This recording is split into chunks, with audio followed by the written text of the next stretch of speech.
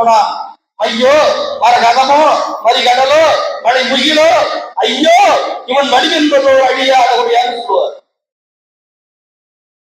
ராமபிரான் வந்து கொண்டிருக்கிறார். சூரியனுடைய கதிர்கள் அவருடைய உடம்புல படுது. சூரியனுடைய கதிர்கள் பட்டு அதனுடைய ஒளி மங்கி போகுதான். ராமபிரானுடைய உடலில் பட்டு அந்த சூரிய கதிர்களே ஒளி இழந்து போகுது சொல்வாரு. வெய்யோன் ஒளி தன்மேனியின் விரிசுவதியில் மறைய அப்படின்னு சொல்லுவாரு. அப்படிப்பட்ட ஒளி பிளம்பாக ராமன் வந்து கொண்டிருக்கின்றார். கவிஞர் வாரி சொல்லுவார், ஒரு பெண்ணை பார்த்து நிலவை பார்த்து நிலவில் குளிர் என்பாரு. நிலவுனாவே குளிர் உள்ளது. ஆனா ஒரு பெண்ணை பார்த்துட்டு நிலவை பார்த்தா நிலவுக்கு குளிர் உள்ளதுன்னு சொல்லுவாரு. அந்த மாதிரி சூரியன் அவ்வளவு ஒளி வீசக்கூடிய சூரியனுடைய ஒளி ராமபிரான் மீது பட்டு அது ஒளி இழந்து போனதா சொல்லுவாரு. பொய்யோ எனும் இடையாளரும் சீதை வருகின்றால் அவளுக்கு இடை இருக்கோ இல்லையோ அது பொய்ங்கிற மாதிரி இருக்க சொல்லுவார். கண்ணதாசன் சொல்லுவாரு, உண்டென்று சொல்வதுங்கள் இடையல்லவா வண்ண இடையல்லவா, இல்லை என்று சொல்வதும் இடையெல்லாம் சொல்லுவாரு.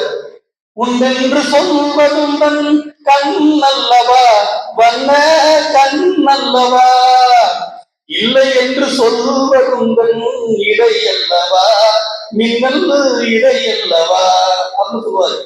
ஆக பொய்யோனும் இடையாளோடும் இளையானோடும் தம்பி லட்சுமணோடு போயிருந்தார். அவங்க நிறத்தை பாக்குறாங்க. மையோ மரகதமோ மறிகடலோ மழை முகிலோன்னு சொல்றான். ஒரு பக்கம் பார்த்தா மையோ கருப்பு நிற மாதிரி தெரியுது.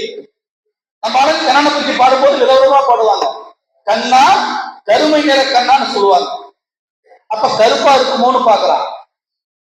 மையோ மரகதமோ மரகதம் பச்சையா இருக்கும். பச்சை மாமலை போல் மேனி பலவாய் கமலச்சிக்கன்னு சொல்லுவாங்க. அப்ப பச்சை நிற மாதிரி தெரியுதோ இல்லையோ. மையோ மரகதமோ மறிகடலோ மழை முகிலோ அப்படிலாம் ஒவ்வொன்றா கற்பனை பண்றாங்க. எதுவும் சொல்ல முடியல. வெறுத்து போய் ஒரு அற்புதமான வார்த்தை, நம்ம சாதாரணமா பயன்படுத்த வார்த்தைய கம்பன் மிக பிரமாதமா பயன்படுத்திருப்பான். ஒவ்வொன்றும் சொல்லி பார்த்துட்டு முடியல.